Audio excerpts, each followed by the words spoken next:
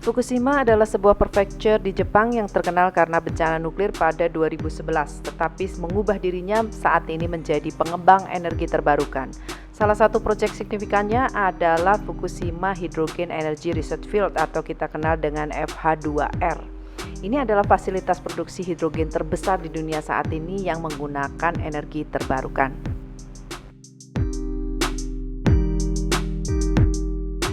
Halo, ketemu lagi di channel Enia. Kali ini saya mengunjungi tempat memproduksi hidrogen hijau yang ada di Fukushima, dan ini tempat terbesar saat ini tahun 2023 yang ada di Jepang. Bagaimana memproduksi hidrogen dari solar panel. Kita akan lihat bagaimana kelengkapan dari fasilitas ini yang dibuat oleh NEDO bekerjasama dengan berbagai mitra industri lainnya tentu saja.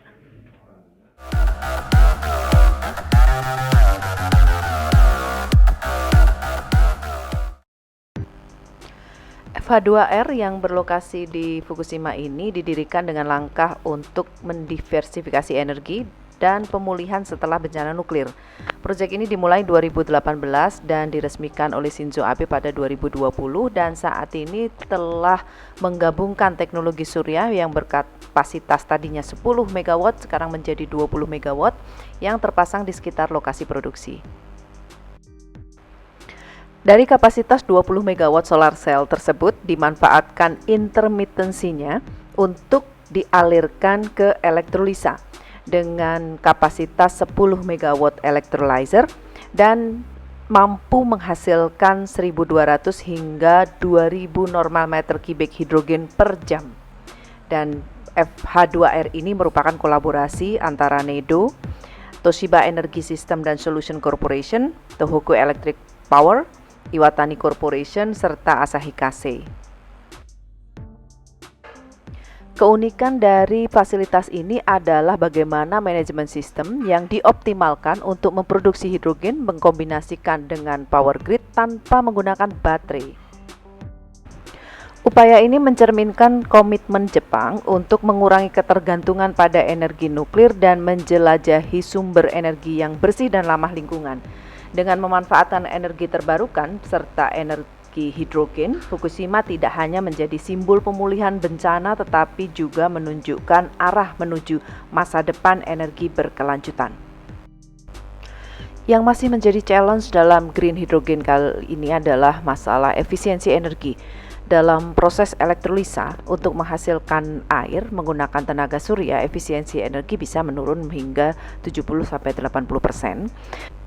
Dan jika dikembalikan lagi ke listrik menggunakan fuel cell, efisiensinya bisa turun sampai 40-50%. Tetapi benefitnya adalah menyimpan energi dalam bentuk hidrogen untuk waktu yang lama akan lebih menguntungkan. Pengembangan teknologi produksi hidrogen hijau ini dari panel surya tentu saja mendorong inovasi di sektor energi, membuka potensi untuk meningkatkan efisiensi produksi dan mengurangi biaya produksi. Saat ini biaya produksi hidrogen hijau diperkirakan kalau di Jepang masih sekitar 8-10 US dollar per kilogram.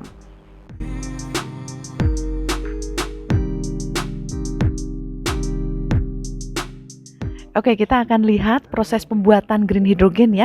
Dari sini bisa dilihat bahwa sumber listriknya berasal dari solar cell, lalu kombinasi dengan wind turbine, dan ini electricity-nya masuk untuk ke elektrolisa yang bisa memecahkan air menjadi oksigen dan hidrogen. Saat ini elektrolisa yang ada di Fukushima ini berasal dari Asahi Kasei, dan setelah kita pisahkan antara oksigen dan hidrogen, hidrogennya diangkut untuk ke holder. Setelah itu kita akan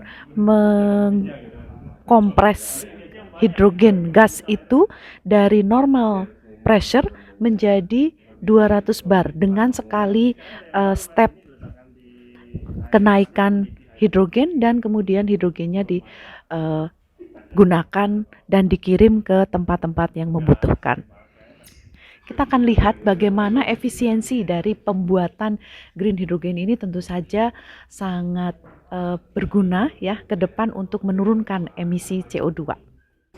Berikut adalah manufacturer electrolyzer di dunia. Nah, tahu nggak kalau di Tokyo Olympic itu menggunakan hidrogen? Ini adalah obor hidrogen yang diberi natrium pada ujung poin sakuranya. Halo, saya kesini lagi. Ini sudah yang ketiga kali. Tapi hari ini kita bisa masuk electrolyzer dan memang tidak boleh ada foto, video dan lain sebagainya. So,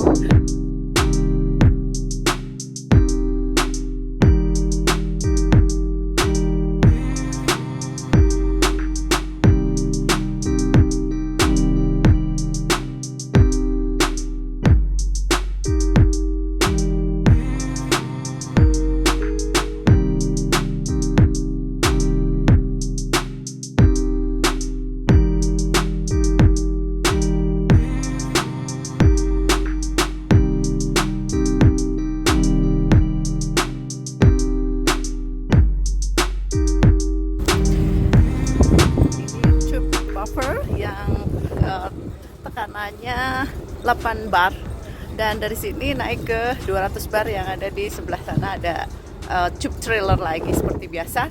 Dan setelah tube trailer dikirim dalam 200 bar dan kemudian dimasukkan ke dalam refilling station yang ada kompresornya lagi. Bahkan sekarang sudah enggak 350, enggak 500, enggak 750 tetapi 855 megapascal.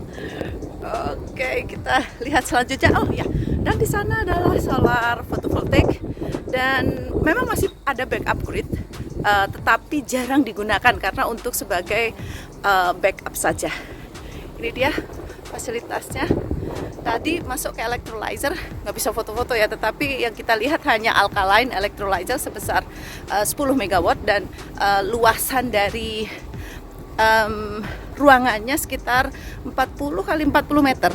Jadi cukup besar juga untuk kapasitas berapa? 10 megawatt.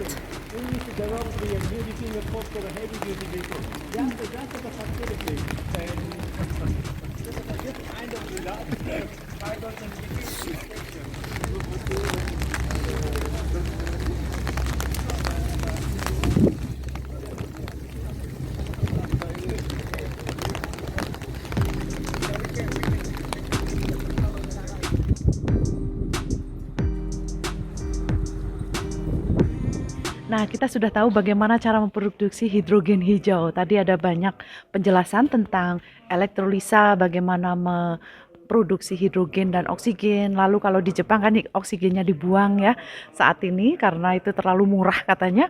Dan untuk hidrogen bisa dikompres lalu dari situ di-deliver ke tempat lain yang membutuhkan. Sampai jumpa di channel Enia berikutnya, tentu mendatangkan hal yang menarik tentang hidrogen. Saksikan bersama selanjutnya.